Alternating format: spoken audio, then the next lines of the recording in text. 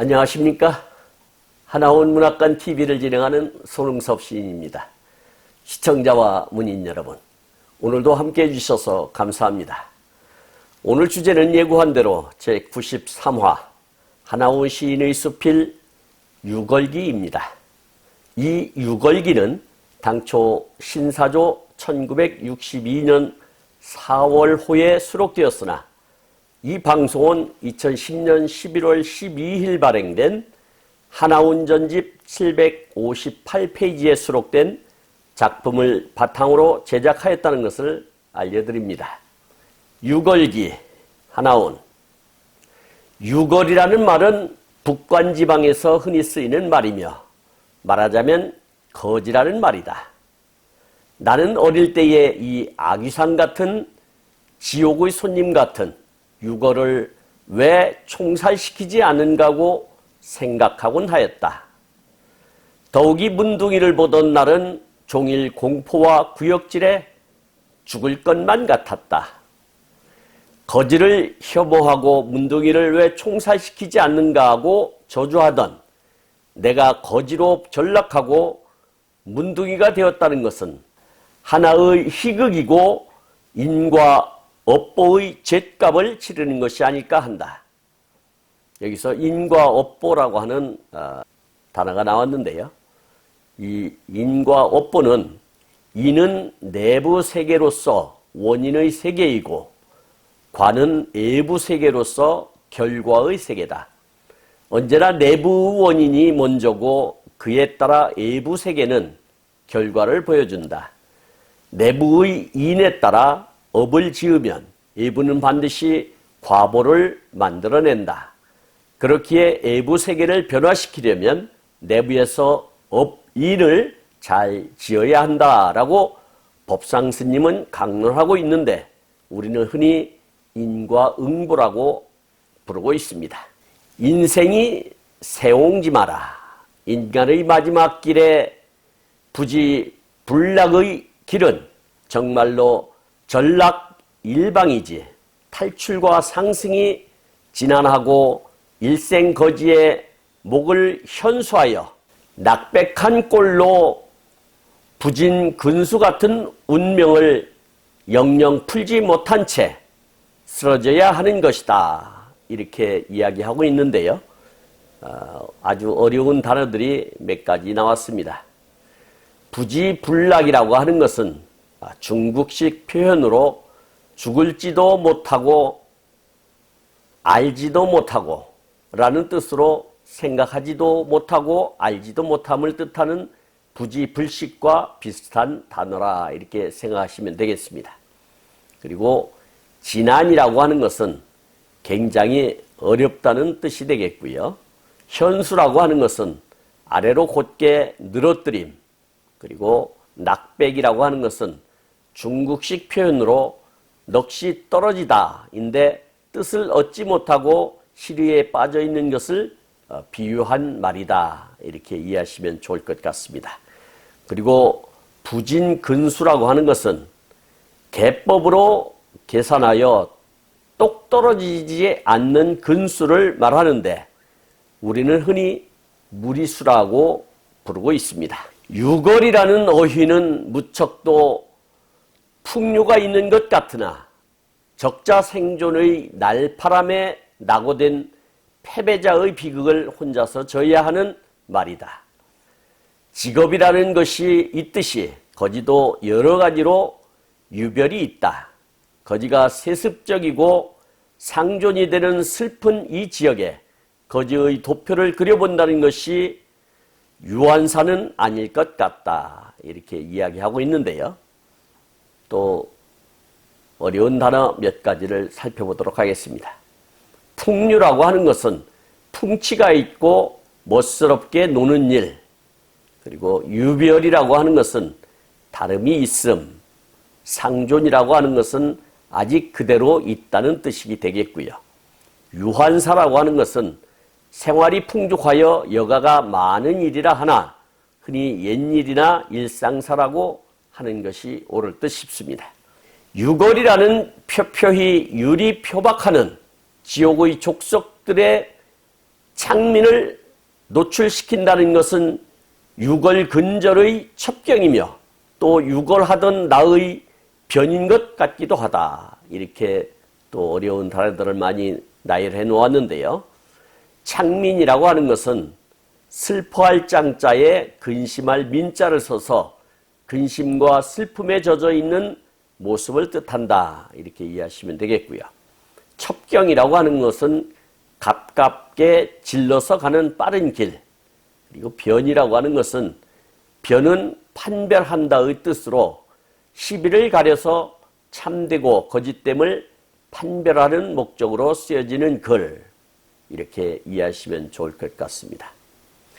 유골의 생리와 생태를 살필 때 거린들이 검경한다면 그 본류가 닭이 다양하며 이 유골의 분류는 6.25 동란을 한 점 하여야 할 것이다. 이렇게 또 어려운 단어가 많이 나왔는데요.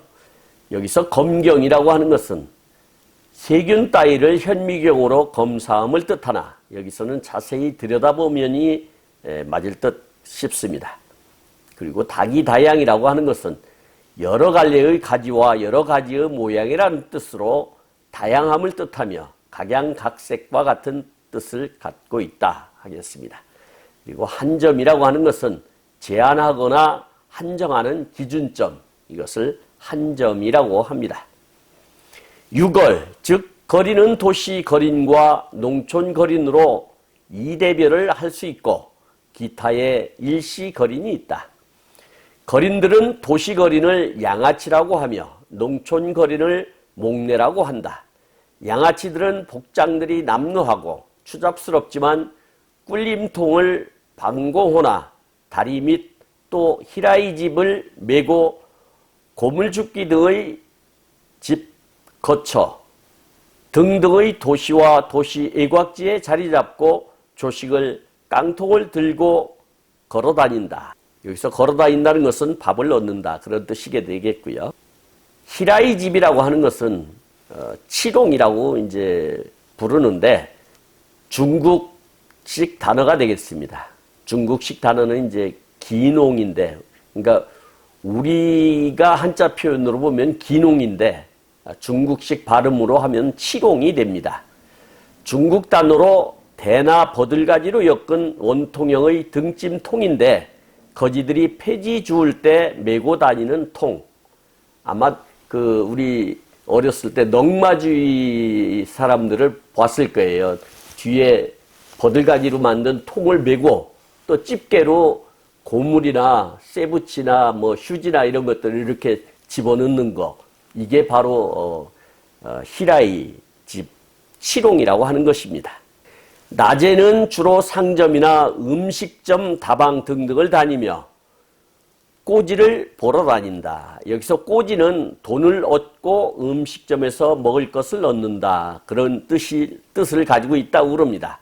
이게 다 목내니 뭐 꼬지니 치롱이니 희라이집이니 이런 단어들이 거지들이 쓰는 용어들입니다. 그렇기 때문에 우리들한테는 아주 생소한 단어가 되겠습니다.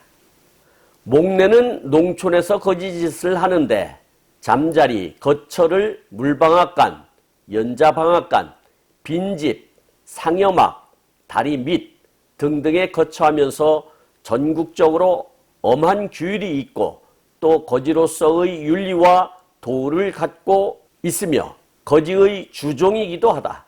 엄한 규율이란 사회인에 대한 것과 또 거지끼리에 대한 것이 있으며 절도, 간음, 대차관계, 기타 파렴치한 것에 대하여 자치적으로 징계가 엄하다. 그 거지들도 나름대로의 어떠한 규율이 있었던 것으로 보입니다.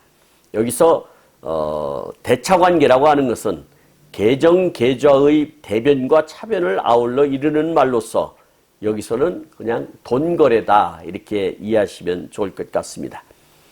거지법의 엄함도 엄하겠지만 비록 없어서 거지는 할망정 소박한 농민과 다를 것이 없으며 인간적인 내심을 추구하며 천대와 학대 속에서 살아간다. 왕초라 함은 추장같이 유아 독존이고 법률이다. 이 밑에 주종관계의 종이 있다. 이것을 똘마니라고 부른다. 똘마니는 왕초의 재산 목록 제1호에 속하고 수족이고 노예인 것이기도 하다. 똘마니는 왕초에게 잘 보여서 조속한 시일 내에 독립을 갈망하는 것이다. 그러나 왕초는 마치 제국주 국가의 제왕처럼 식민지의 착취와 노예화에 악착하기만 한다. 이렇게 기록하고 있는데요.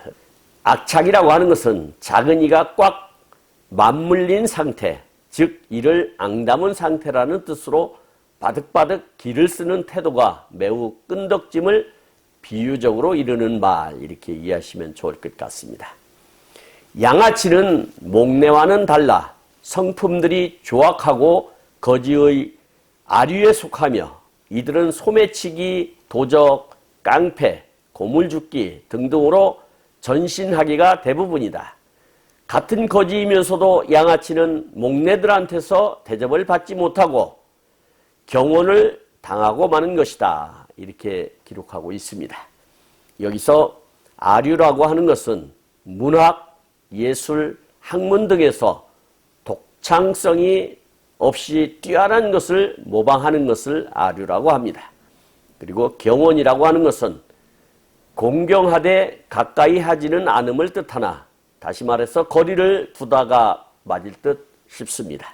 목례는 자기가 거처하는 곳에서는 거짓을 삼가고 타처 거지들의 전입을 억제하는 것이다.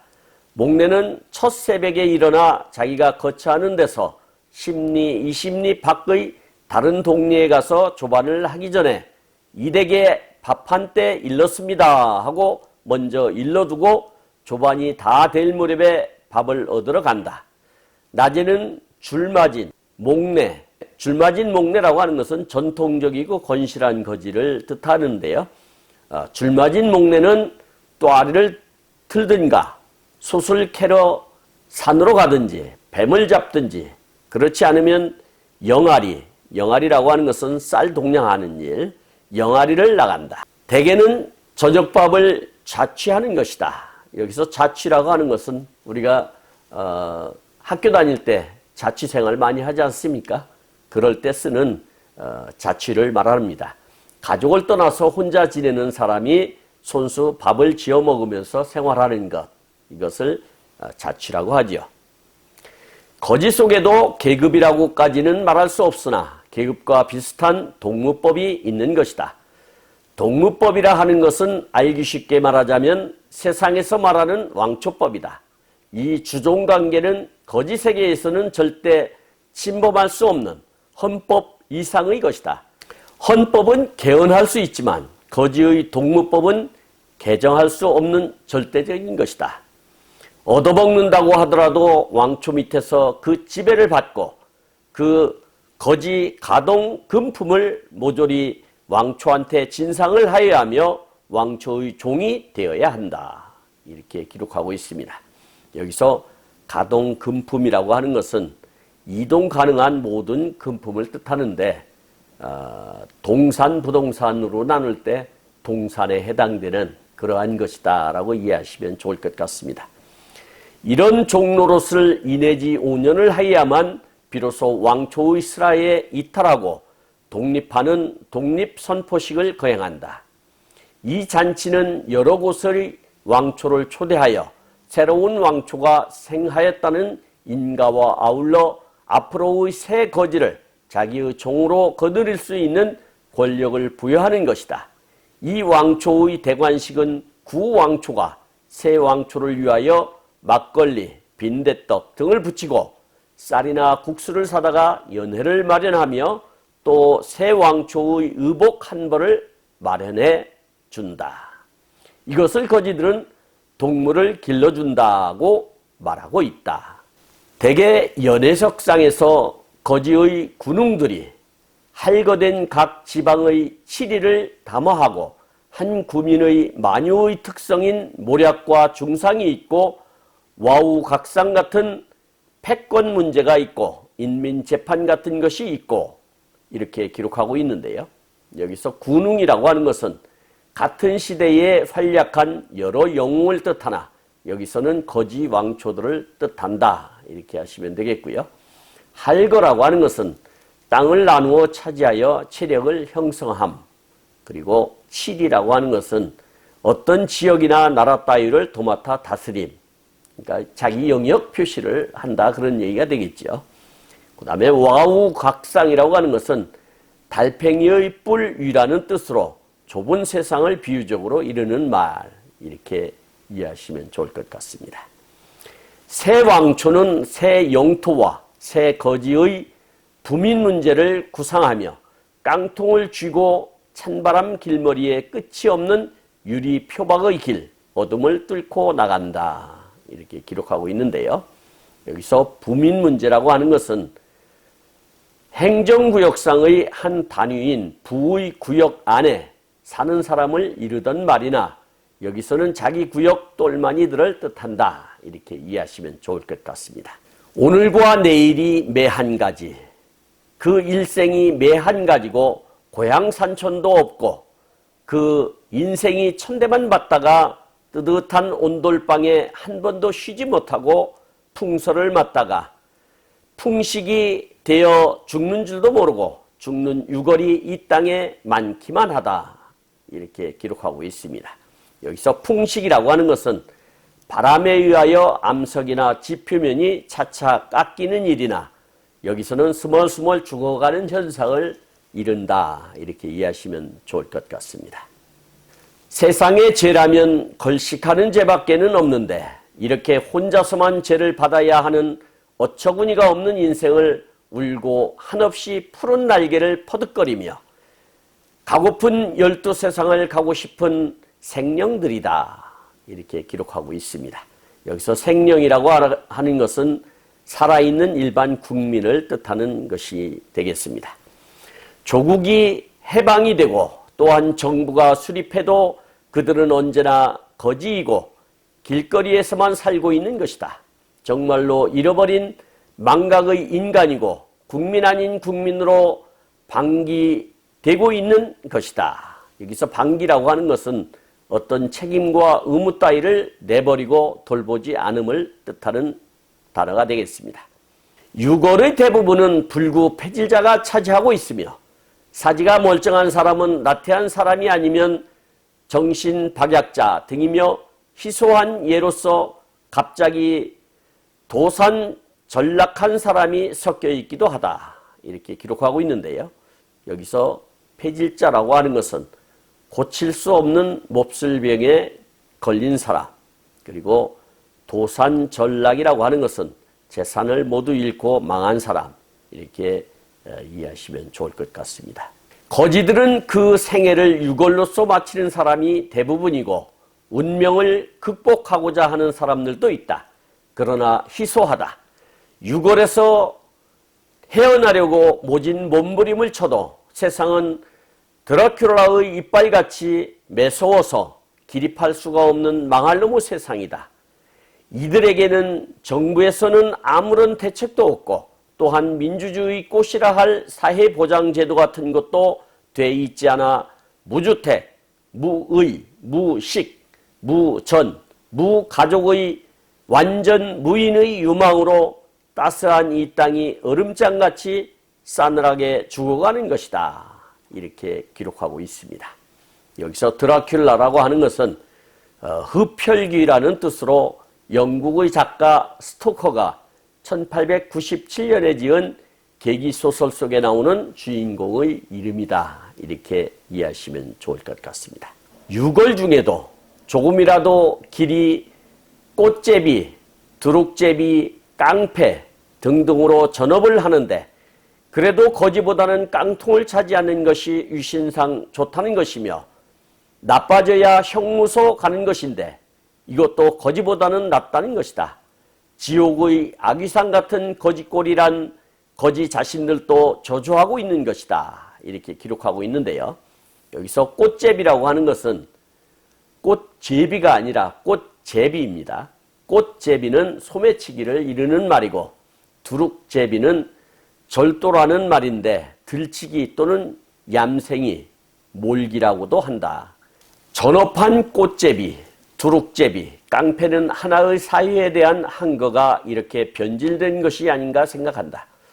업고 같은 유거를 벗어나는 한거의 길을 사회가 그렇게 만들어 놓았는지도 알 수 없다.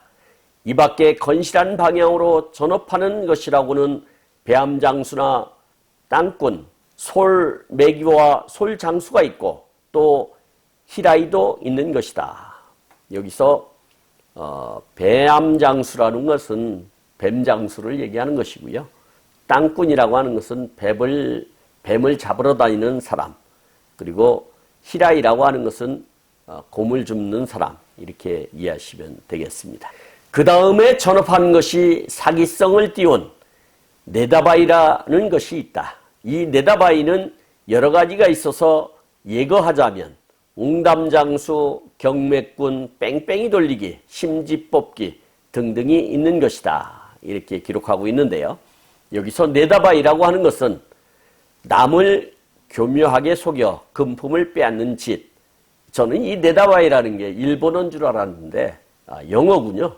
이것들은 인간의 약점을 포착하여 가짜 웅담이나 가짜 약을 팔든지 또는 여러 가지 섬유품, 화장품 등등의 위조품을 진품이라고 따리를 붙여서 사람을 놓고 경매를 해버린다든지 조그마한 맨솔에담, 양철딱지의 알맹이에 표식을 한 것과 안 한 것을 보이고 한참 손으로 이리저리 돌려놓고 표식을 해놓은 것을 마치면 된 돈의 3배를 준다고 하는 뺑뺑이 돌리기, 또는 창호지로 꼰 심지를 2다리가 붙은 것이 하나와 붙지 않는 심지 2를 갖고 2 손을 이리저리 놀리다가 2다리가 붙은 것을 뽑으면 된 돈의 3배를 준다고 하는 심지뽑기 등등이 있는데, 퍽 쉬우나 절대 마치지 못하는 이 노름을 3인조, 5, 6인조가 되어 허기 빠진 사람의 주머니를 뺏어보는 짓을 하는데 5.16 혁명 이전까지는 이것을 막는 XX와 결탁하여 하였던 것이다. 이렇게 기록하고 있습니다. 여기서 딸이라고 하는 또 거지들의 새로운 용어가 나왔는데요. 딸이는 남의 마음을 사려고 비유를 맞추거나 알랑거리는 말이나 여기서는 바람잡이를 뜻한다. 이렇게 이해하시면 좋을 것 같습니다. 이것도 기사나를 깡통을 지고 다니는 유골보다는 낫다 한다. 여기서 기사나라고 하는 것은 전에도 몇 번 나왔습니다만 모든 산과 바다를 뜻하나 여기서는 전국이라고 하는 것이 맞을 듯 싶습니다. 이런 것에 지친 염세자는 인간만이 가질 수 있는 자살이라는 특권을 갖고 죽음이라는 하나밖에 없는 안식의 희망문을 두드리는 유골도 있는 것이다. 여기서 염세자라고 하는 것은 인생과 세상의 일을 암담하고 괴로운 것으로 여겨 싫어하는 사람, 이렇게 풀이하면 될 것 같습니다. 유골들 사이는 서로 상조하며 형제지간처럼 살고 있으며 이 유골 사이에만은 나환자들도 성한 유골과 동화되어 형제지간처럼 동거동서하는 것이다. 여기서 동거동서라고 하는 것은 동거동락에 비슷한 단어인데요.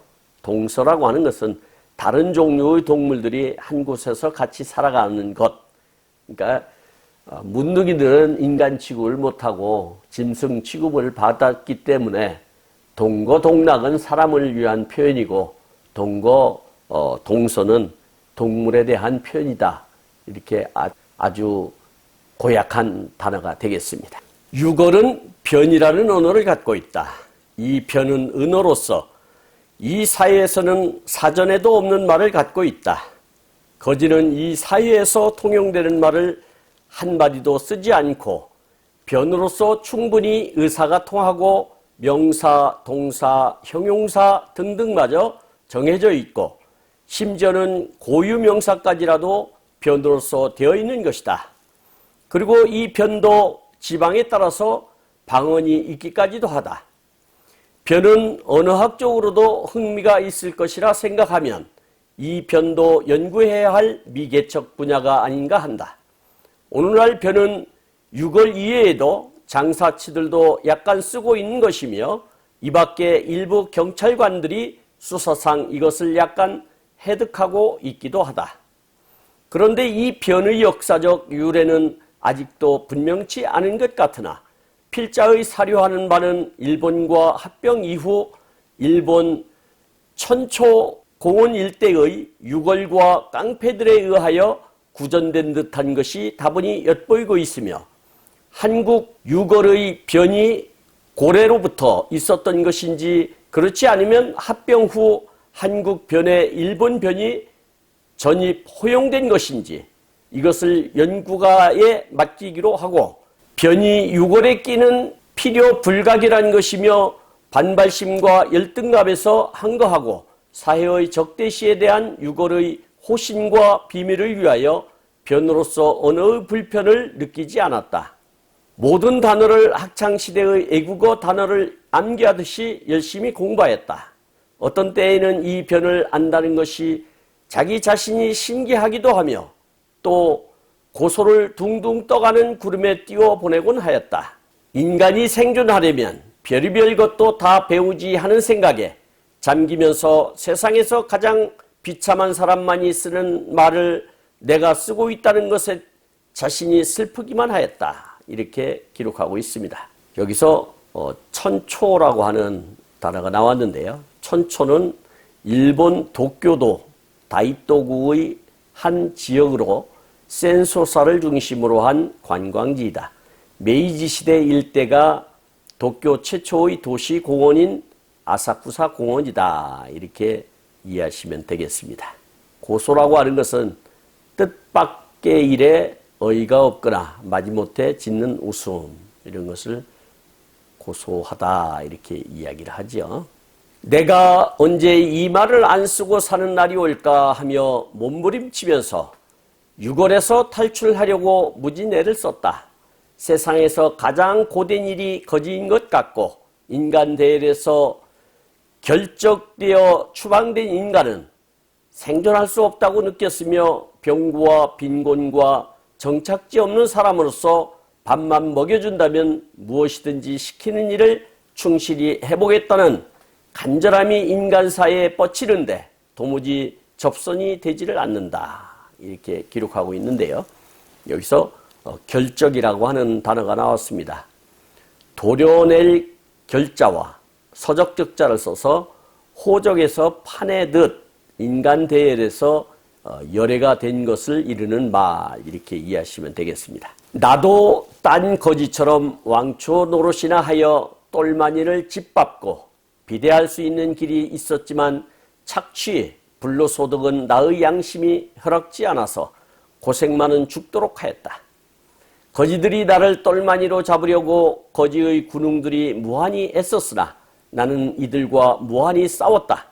그리하여 나는 동무법을 무시한 이단자로 적대시되었으나 똘마니들은 나를 무난히도 우러러보고 나는 이 동무법을 없애는 길을 설득도 하고 유유히 자유가동을 계속하였다. 이렇게 기록하고 있는데요.